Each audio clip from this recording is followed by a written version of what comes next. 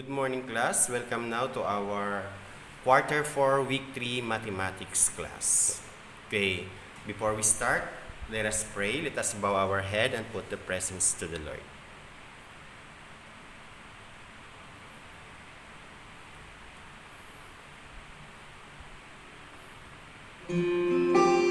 Dear God, thank you for loving me and giving me your all. When I grow up, I will still be serving you. I want to know you more. I want to love you more. I'll never forget you, Lord. In Jesus' name, amen.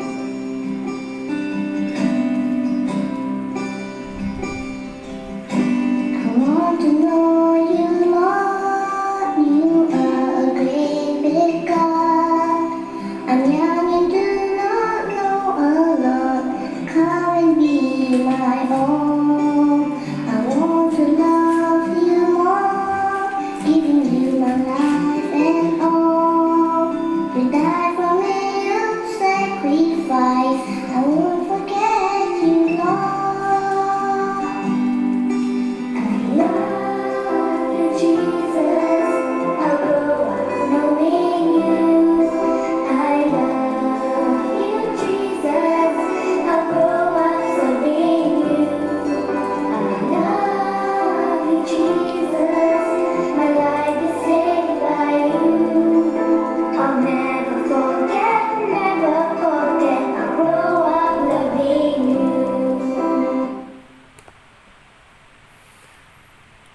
Okay, so this week our lesson is all about finding the volume of a given cube and rectangular prism using cubic centimeter and cubic meter. So we already learned that how to visualize the volume of a cube and a rectangular prism last week. Then we're going to estimating and using appropriate units of measure for volume. So at the end of the lesson, you are expected to A. Find the volume of a given cube and rectangular prism using cubic centimeter and cubic meter. And then estimate and use appropriate units of measure for volume. And appreciate application of volume in daily life situations. Okay, let us answer this.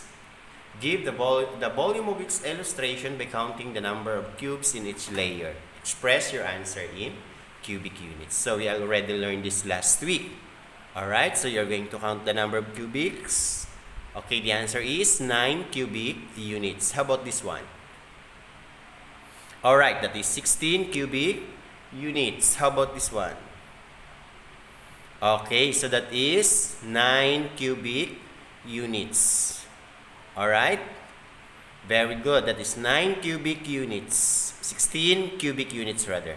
And the last one, that is 125 cubic units. Okay. So how do we visualize the volume of a cube and rectangular prism? As what we have learned last week. Okay, very good. So to visualize the volume of a cube or prism, count the number of cubic units in each figure. And how do we convert cubic centimeter to cubic meter and vice versa? Okay, so we are going to convert cubic centimeter to cubic meter and vice versa. Use multiplication if we change larger unit to smaller unit, and divide if we change smaller unit to larger unit. Okay, I have here, class, a picture. Alright, so these are the pictures, those who donated some goods during our pantry or community pantry here in Imus Pilot Elementary School. So I would like to thank Mrs. Castillo and Mrs. Carisme and her daughter. They donated. Mrs. Castillo donated 1 tray of eggs for the pantry, and Mrs. Charisma donated fruits, mangoes. How about this one? Alright, so thank you also to Mr. and Mrs. Robles, donated 2 boxes of noodles. And also, I would like to thank Mr. and Mrs. De Ocampo who donated 25 kilograms of rice and also 2 boxes of noodles. Okay. Our problem is all regarding to those parents who donated some goods in our school for the community pantry. So let us read this problem. Okay. So during the community pantry of grade 5 teachers in Imus Pilot Elementary School, Mrs. De Ocampo, a parent of 5 Liberty, donated 2 boxes of noodles. If the dimensions of a box of noodles is 6 cm by 8 cm by 12 cm, how many packs of noodles with the dimensions of 1 cm by 2 cm by 4 cm in a box? So we are going to find out if how many noodles are in the box. Okay, so in one box, how many packs of noodles? So we are going to find out by using the dimensions given in our problem. Okay, but before that, class, what can you say about Mrs. De Ocampo and some other parents who are donated some goods for the community pantry? What can you say about them? Alright, very good. They are kind and generous. They share their blessings to others since they have some extra goods or extra money to give to others who are in need. So we are going to thank to them for being generosity and kindness. So if you are Mrs. De Ocampo and some other parents, will you do the same? If you have some extra money, of course you are going to do the same of what they are doing. So now, we are going to solve now the problem. Okay, so again, going back to our problem. During the community pantry of grade 5 teachers in Imus Pilot Elementary School, Mrs. De Ocampo donated, a parent of 5 Liberty, donated 2 boxes of noodles. If the dimensions of a box of noodles is 6 cm, by 8 cm by 12 cm, how many packs of noodles with a dimension of 1 cm by 2 cm by 4 cm in a box? Okay, so we are going to solve the problem using the strategies used in solving the word problem. So first, we are going to know what is as. So what is as?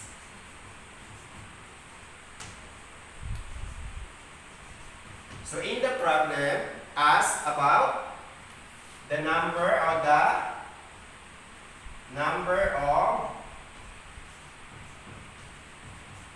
packs of noodles in a box. Okay. Then we are going to answer also. You are going to know what are the given packs. Okay. So what are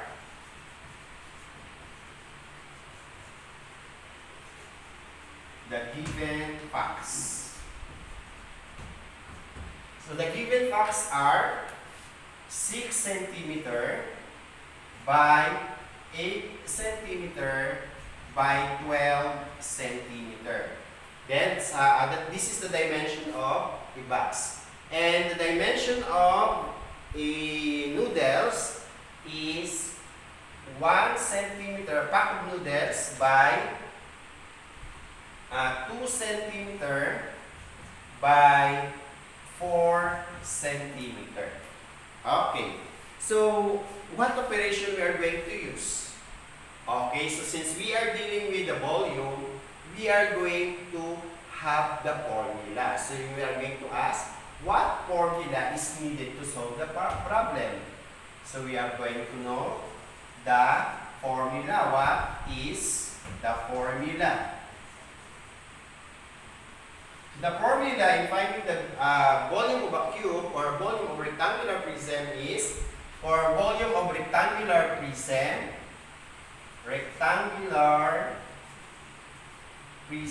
we are going to use V equals length times width times height. Then for volume of a cube, we are going to have V equals S cube, or this is S times S times S, or S cube. So a box of noodles is a rectangular prism, and also a pack of noodles is also a rectangular prism. So we are going to use this formula, V equals length times width times height. Now this is your length, this is your width, and this is your height. Okay, so we are going to solve first. V equals length times width times height. So yung length natin is 8 centimeter. Our length is 12 centimeter times 8 centimeter times 6 centimeter. Then, we have, the answer is 8 times 12. So we have 12 times 8 equals 16. Carry up 1. We have 9. So 96 centimeters squared times 6 centimeter. So we multiply again sa 6. We have 36. Carry 3. We have 54, 57. So we have the volume of a box of noodles is 576 cubic centimeters. So are we done? No. So we are going to get also the volume of a pack of noodles. So we're going to get the volume of a pack of noodles. So we have to V equals length times width times height. So we have our length is 4 centimeter excuse me, times 2 centimeter times 1 centimeters. Okay. 4 times 2 equals 8 times 1 equals 8. So therefore, the volume of a pack of noodles is 8 cubic centimeters. So what we are going to do now? We are going to divide 576 by 8 cubic centimeter for us to know if how many packs of noodles with a volume of 8 cubic centimeter can be placed inside the box. So we are going to divide now. So let's have 776 divided by 8 cubic centimeters. So this is 8 cubic centimeter. So since we are going to divide, cancel cubic centimeter. So now, 8 times 57 divided by 8. Alright, we have 7. 7 times 8, 56. So we have 1, 6. Then 16 divided by 8 equals 2. Then we have 16. So therefore, the pack of noodles can be placed inside the box which has a dimension of 6 by 12 by 8 by 12 is 76 packs of noodles. Okay. So ibig sabihin, class, sa isang box ng noodles, mayroon siyang laman na 72 packs. If the dimension of a box is 6 by 8 by 12 centimeter. Okay? So I have also another way on how to get the number of packs inside the box. How? We can right away divide according to their, what we call this, dimension. So let's have this. Okay, I'm going to erase this one. So the dimension of a box is 6 cubic centimeter by 8 centimeter by 12 centimeter. So we are going to have 1 centimeter by 2 centimeter by 4 centimeters. So all we have to do is to divide. I-divide natin. So since we divide, we cancel the unit. That is it. So we have 6 divided by 1 equals 6 times 8 divided by 2 equals 4 times 12 divided by 4 equals 3. So now, 6 times 4 equals 24 times 3 equals 12. Can have 1, 7. So equals 72 packs. So the same answer. So this is the shortcut method on how to find out the number of a certain pack or a rectangular prism inside the big rectangular prism or a box. Is that clear? Now, so that is how to find the volume of a rectangular prism and the volume of a cube. So let's have another example, this one. We are going to solve this illustration. So the first one, it's I'm going to draw here, this is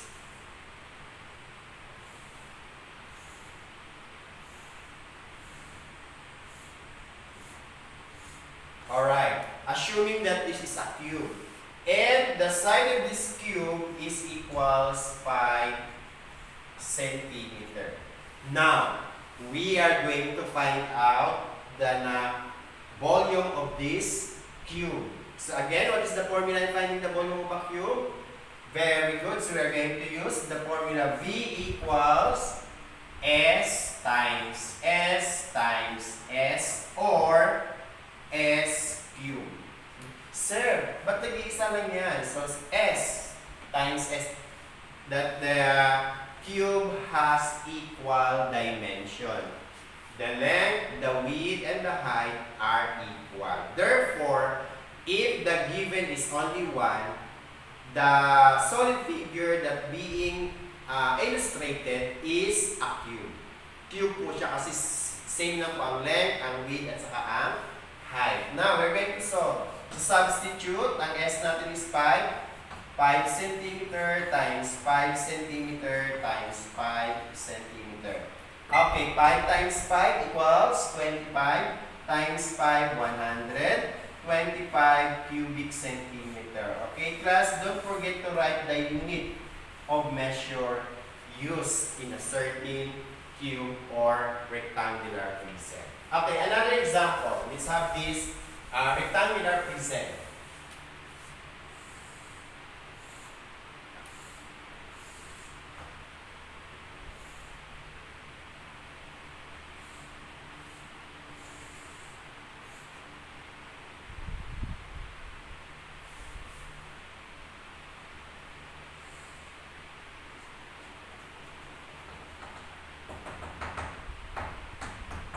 Okay, so look at this rectangular prism. So let's have this, the length is 10 centimeter.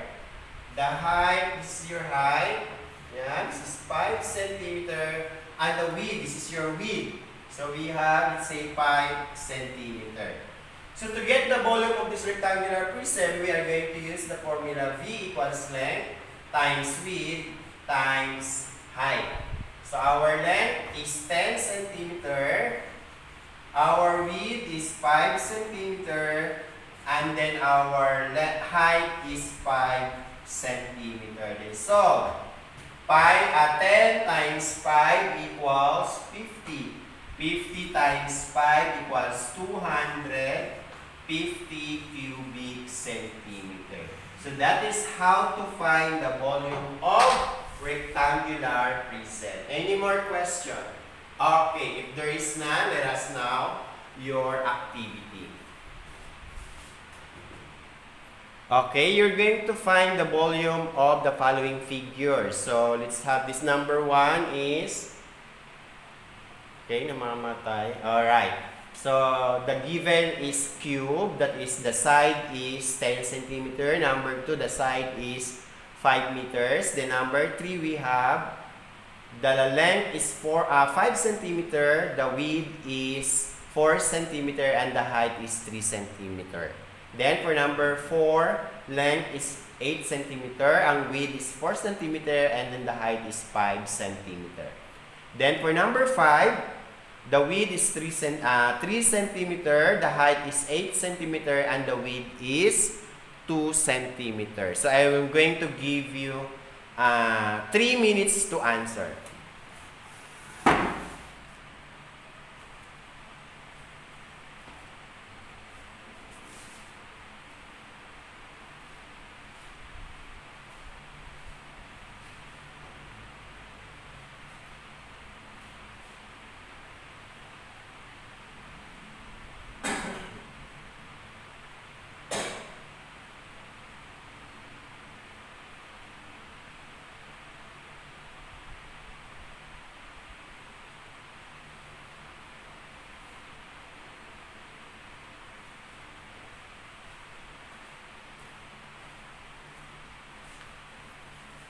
Alright, so let us answer now for number 1. So now V is 10 times 10 times 10. So the answer is 1,000 cubic centimeter. For number 2, we have, the answer is 125 cubic meters. And then number 3, we have 5 times 4 times 3 equals 60 cubic centimeter. Then for number 4, 8 times 4 times 5 equals 160 cubic centimeter. And then for number 5, we have 3 times 2 times 8. And the answer is 48 cubic centimeter. Okay? So what is a suitable unit for each of the following measurements? Milliliter or liter. So let's have this. The capacity of a washing machine. What is the applicable or suitable unit can be used? Okay, very good. The liter. Why? Okay, liter because a washing machine can hold almost 100 liters of water. Pag ml lang, yun yung mga bottled water. How about the capacity of a cup of coffee? Is it liter or milliliter?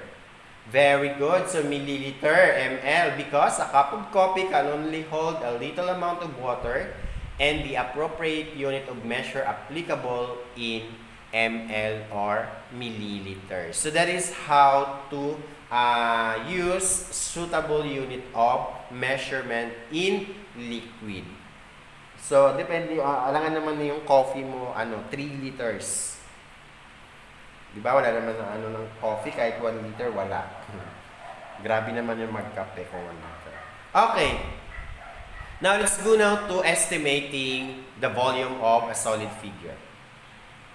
Okay, look at this. A rectangular tank is 1.8 meter long, 1.4 meter wide, and 1.2 meter high. About how many liters of water can a tank hold? Alright, so in this problem, you have the word about. So when we say about, you are going to estimate. Since we are the word about, you are going to estimate. So how do we estimate the volume of a cube? Okay, so we are going to round off first the given facts. Okay, so I will show you how to estimate the volume of a cube and rectangular prism. Okay, so estimating the volume of a cube. So our given facts are, we have 1.8 meters long.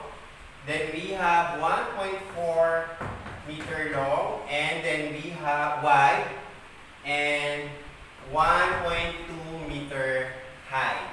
So again, in estimating the volume of a cube or the volume of rectangular prism, we are going to round off first the given before we go to multiplication or before we solve the volume. Okay, so we are going to round off first. We have 1.8 meters, 1.4 meters, and then we have 1.2 meters. So, When you are going to round off, you're going to look at the number at the right of the number to be rounded off. So, lagi lang natin itandaan na i-round off natin into the nearest whole number. Okay, so ito si 1. The number at the right is 8. So, therefore, 1 becomes 2 meters. Then, so 1, then 4. So, since 4 less than 5 remain, that is 1 meter again.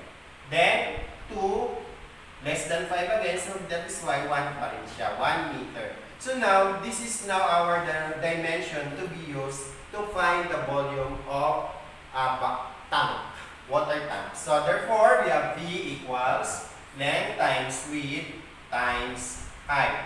So we have 2 meters times 1 meter times 1 meter. So we have 2 times 1 equals 2 times 2 equals 2. So therefore, the answer is 2 cubic meters. So the answer is 2 cubic meters. So let's have another example. I am going to draw a cube again. Okay. Take note how to draw a cube.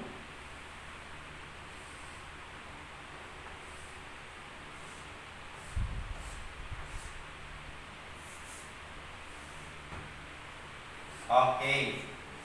So if I'm going to, the dimension is, the side is equals 3.7 meters. So since we are going to estimate, the word estimate,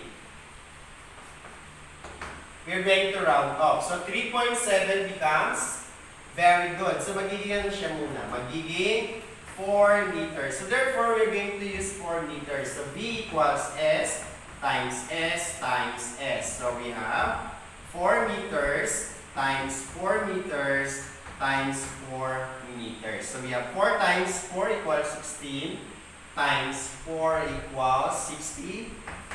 Very good. We have 64 cubic meters. So that is how to estimate the volume of a cube. Let's have another one.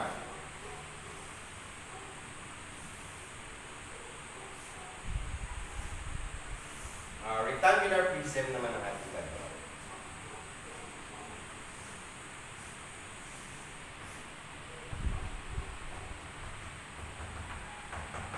So this, the length is 10.3 centimeter.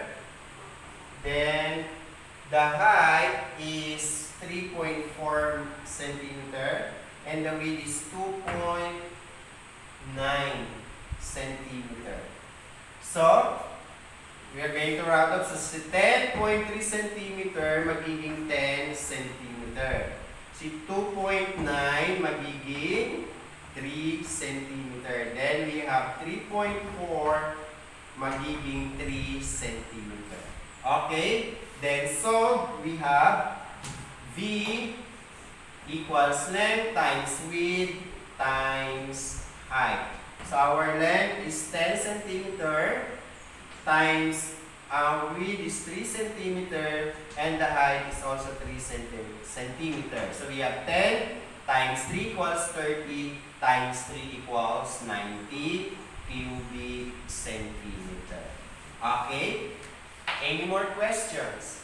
Okay, very good. So that is how to estimate the volume of a cube and the volume of rectangular prism. Again, when we are going to estimate, you are going to round up first the given number before you solve the volume.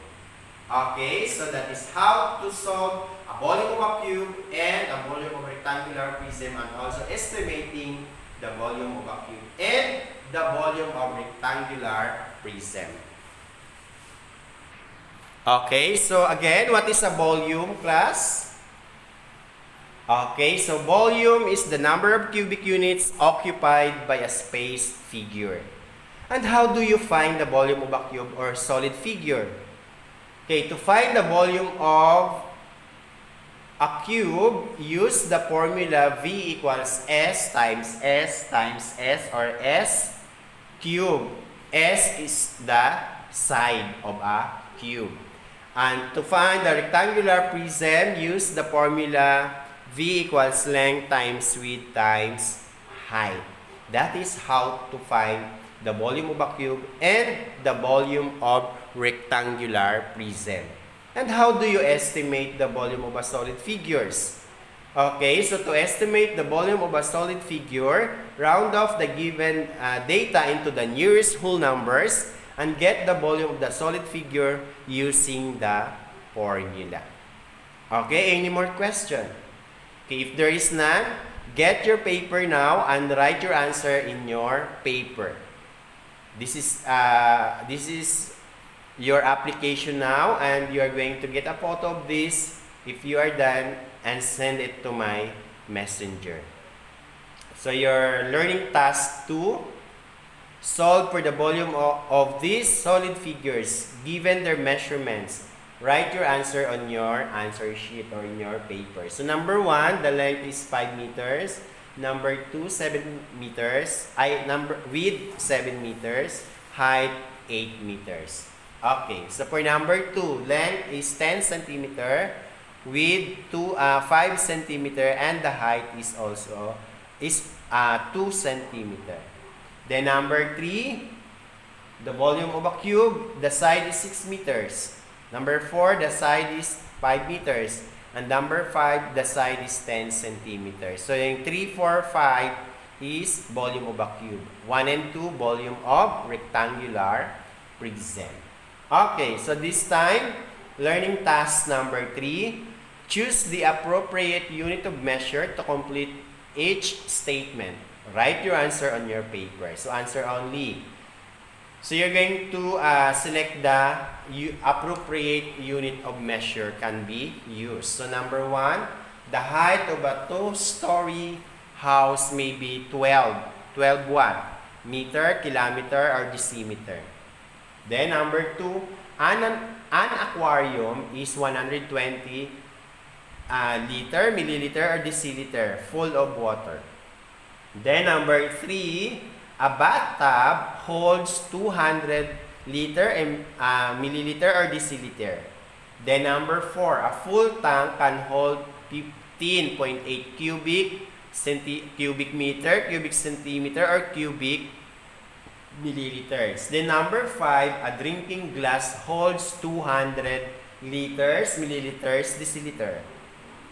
Drinking glass ay yung baso na ginagamit natin.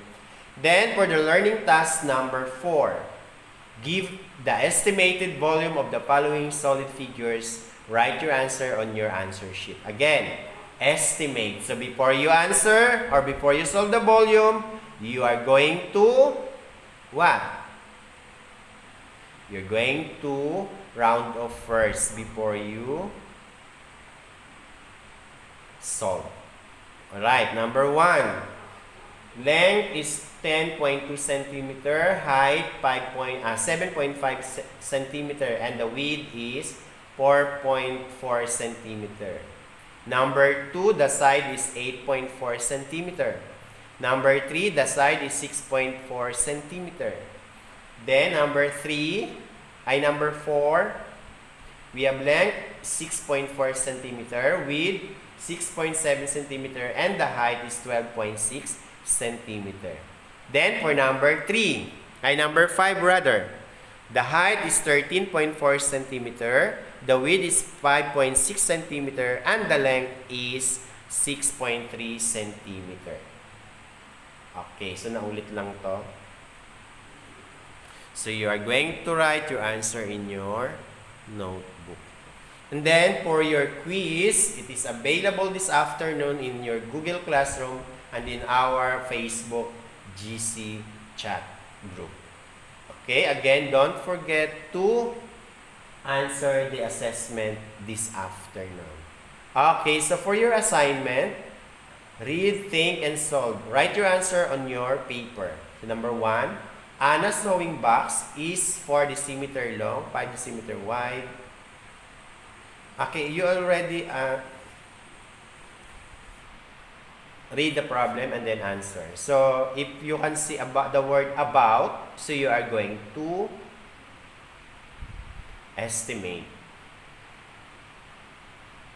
Then, for your reflection, in your notebook, write your personal insights about the lesson using the prompts below.